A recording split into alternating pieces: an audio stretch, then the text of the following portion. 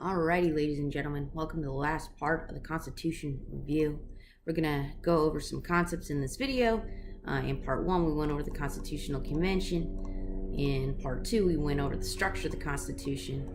And now we are to part 3, and we are going to look at the principles of the Constitution. So what is the foundation of our democracy? We're also going to take some time to look at separation of powers and the Fed and federalism. And at the end, we'll do a vocab blast, which is a mini review game. Hope you're ready to go. It may be helpful to you to get out Chapter 5, Lesson 4. I'm going to review some of the answers, so let's make sure you have the right answers. And in Lesson 4, in looking at the principles, we want to know, how is a society going to balance both individual and community rights? And then how does social change influence the government? Those are kind of our big outside the box questions. The nuts and bolts is, what do we actually believe? And then how is power distributed under federalism, which we'll be looking at too. All right, so let's look at 5/6 principles. So we'll start at popular sovereignty, and that is the people's right to rule. We really do that through voting. And then we have this combined idea of limited government and rule of law. So limited government is exactly that. It's the idea that the government can't do what it wants. It's beholden to the people. And then rule of law means the law applies to everyone. Everyone? Yeah, everyone, including the government. That's right, including the government. What about separation of powers? So this just means dividing out the branches, saying this is your job, this is your job, this is your job. And then separation of powers always has to have checks and balances that goes along with it, because what a check is, it's the way that it can limit the other branch. So let's say the president wants to take all of the power, and so then, of course, Congress has the ability to check or limit the power of the president by saying, no, you can't do that, or we won't fund that, or we're going to start the impeachment process to kick you out of your job. Last one we're going to look at is federalism. And so federalism means the division of power or the splitting of power between a central government and states, meaning that central governments and states, they each have a lot of power. In our case, federal law is still supreme. Okay, so here's a question just from our very last slide. How is the will of the people or popular sovereignty most strongly expressed according to the Constitution? Do you know? It's by voting in elections. Next, we're going to look at some of the divided powers between the national government and the states. So do you know what this power is being listed? It's a power that Congress has that is not listed directly in the Constitution, like their ability to regulate air pollution or to allow people to start TV and radio stations. If you look at this little word picture down here is giving you a hint that one of the words is going to be power because it's a power button. And then you see read is squished between two lines. And so there's a phrase called read between the lines, and that is an implied power. Let's look at our next one. So these are listed powers. They're also called express powers, but these are given to the national government specifically in the Constitution. And the thing is that the federal government can only do what's on this list of powers. So if it's not on this list, they can't do it. We're going to be talking a lot more about that later because it's a lot easier said than done. So declaring war, regulating immigration. These are called enumerated powers. These are the big powers that kind of affect the entire nation. If one area of our country had declared war on another one, it will get really confusing. So that's why we have that as a national power. All right, so this is one of my favorite clip arts. Notice what they're doing. Oh, they're sharing. I'm not sure where the rest of their bodies went, but that's partially why it's entertaining to me. So these are powers that are shared by both the state, and that should say states, and the federal government. So you have the power to tax, the power to build roads. If you think about it, if states and localities like cities and counties couldn't tax, it would be really hard to fund schools, it'd be really hard to build roads, it'd be really hard to do a whole bunch of stuff. And so that's one of the reasons why that's a shared power. Now, you see that? That's an electrical current right there. So you're going to put them together, concurrent powers. So I didn't introduce reserved powers quite yet, but we will get to those. So on the quiz, you're going to need to be able to list 2 from each one of these categories. So we have our national government. There are enumerated powers that are denied to the states. So to coin money, maintain the army and navy, declare war, regulate trade, carry out all expressed powers, meaning carry out all the jobs that the national government is supposed to do. Then over on the right side in the yellow, we have reserved, and those are reserved for the states, and the national government cannot do these things. So things like regulating trade within the state, protecting public welfare and safety. So that's why we have local police officers in localities really dealing with that. Conducting elections. Under the Constitution, they wanted to make sure that states could make their own rules about that. And then establish local governments. Some of the other things that state governments can do is make decisions about education. Education is always a local initiative, even though federal government has started to step up some of their conversations in this, mainly because of the Supreme Court case from 1954, Brown versus the Board of Education, that ruled that school segregation wasn't okay. But anyway, we'll get into that later. And then we have concurrent. Those are in the middle, in the green section. And so those are shared. So both national and state governments can establish courts. They can both enforce laws, collect taxes, borrow money, and provide for the general welfare. All right, hopefully you know the answer to this. It has to do with the Supremacy Clause in the Constitution.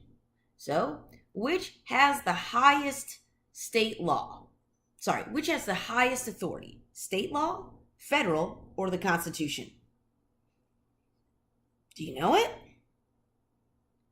That's right. It's going to be the Constitution. Can the federal government do something that violates the Constitution? No. Can state government do something that violates the Constitution? Absolutely not. All right, so this is from Separation of Powers. And if you remember, what we did is we wrote the letter of each power in the space where it belongs on the diagram. And then the overlapping parts are where the shared powers go. So if we look at this, we have Congress, the legislative branch, the president, which is the executive branch, and the Supreme Court, which is the judicial branch. So letter A says, signs bills into law. Well, this person doesn't actually have very many jobs. This is actually one of their jobs. So that would be the president signs bills into law, which means he says, yes, we're going to make sure that we're going to enforce them from here on out. Letter B. Who's going to write the law, right? Make the law. You're right, that's Congress. Letter C, vetoes bills and returns them to Congress. Well, if that person could sign the bill into the law, then they could veto it. Veto means to reject it and say, sorry, not going to do it, and returns it to Congress. So that's going to be the president's job to do that. Who's going to hear disputes about laws? Now, you may think, because of our political season, that that's going to fall right in the middle, that all of the branches hear disputes about laws. But in reality, the job of this particular branch is to make sure that when they are hearing the dispute about the law, right, it doesn't become a law until Congress passes it and the president signs it. So that's going to head on up to the Supreme Court in the judicial branch. Letter E. Is part of the United States government. Is Congress? Yes. Is the president? Yes. Is the Supreme Court? Absolutely. So you got to put that one right in the middle. Letter F. Decides whether laws are constitutional. That means, is this law okay by the Constitution? Or does it violate it? Because remember, a law has to obey the Constitution. So if you guess Supreme Court, you'd guess right. Can override a veto with a large vote. And of course, you see there's only one thing left, so it has to be Congress. And indeed, if the president vetoes a bill, indeed this happened last month near the end of President Obama's term. And so there was a bill, and so it passed both houses of Congress, and the president vetoed it, and both houses of Congress said, no, we're going to override your veto with a 2/3 vote. Okay, so this last question says, what do you notice about the overlapping parts of the diagram? Well, what you should notice, if I look in between Congress and the President and the Supreme Court, and the Supreme Court and Congress, what do I see? Nothing. How come? They're empty because their powers don't overlap. All right, so let's look at some different federal powers and see if you can find what's matched in the Constitution to the headline above. And we're just going to do a few of these and then move on to our vocab blast. So number 1 says, the President shall be Commander-in-Chief of the Army and Navy of the United States. So do you know which one of our headlines is going to do that? If you guessed E, troops will come home, that's right. What about this one? Congress shall have the power to establish an uniform rule of naturalization. Do you remember what naturalization is from? If you guessed immigration and letter H, that would be correct. Agreement reached on new immigration bill. Number 3. The judicial power shall extend to all cases arising under this Constitution and the laws of the United States and treaties made under their authority.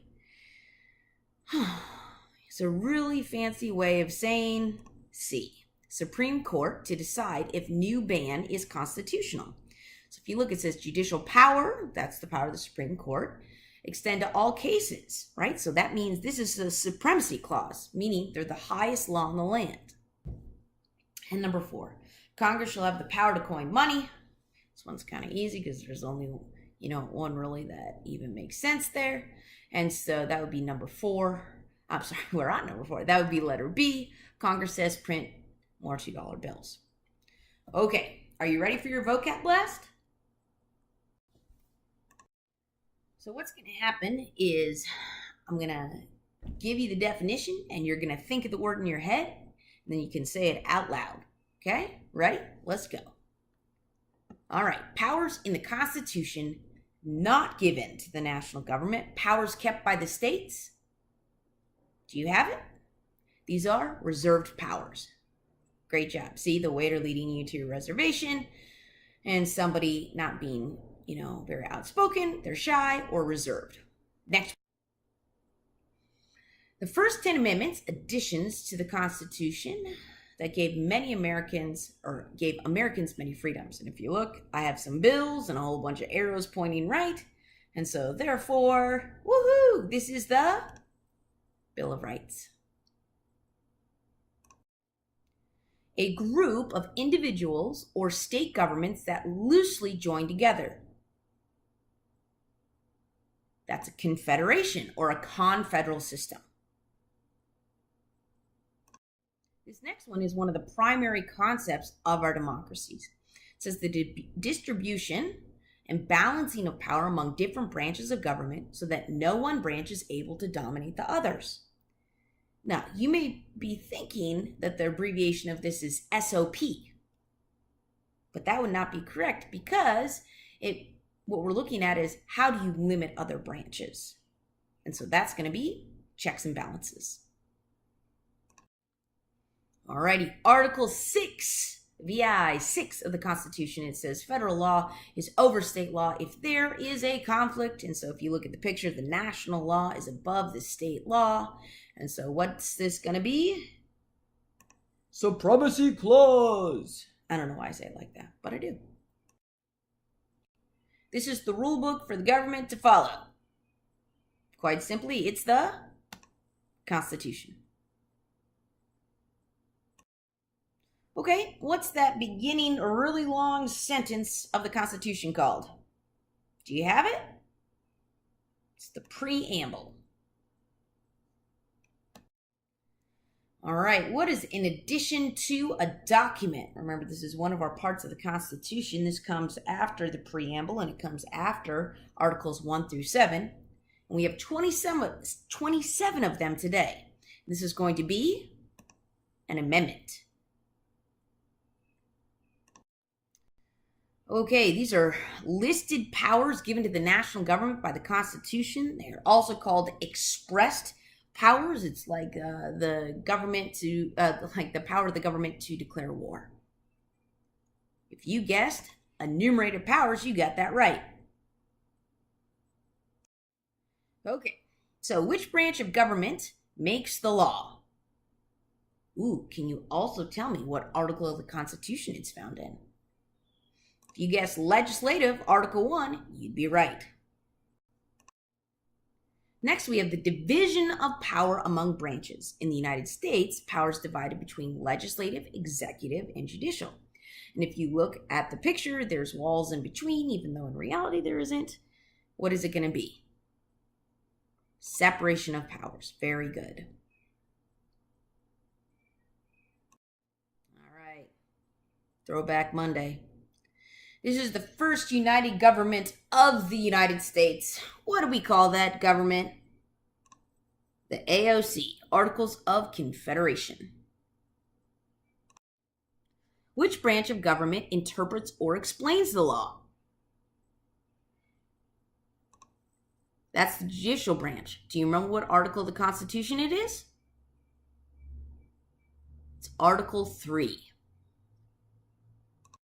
This one's a hard one to say. The government receives its power from the people, usually through voting. What am I going to call that? Popular sovereignty. It took me a really long time to learn how to spell this word. That first E always messed me up. This branch of government carries out the law. Do you see what I did there with the picture? See how the crane is carrying the... Okay. Right. Also could say enforces the law. What article is it as well? Okay, that's the executive branch, Article 2. These are powers that are shared by both the state and the federal government, like the ability to, the power to tax and the ability to build roads. Look at what they're sharing, and that's an electrical current. So if you said concurrent, that is correct. Okay, so what do we call our national government? The central government, the national government? No. We call it a federal government. Well, that's all for me. Hope you enjoyed these videos and that you're going to study really hard for Wednesday's quiz. Have a great day, everybody.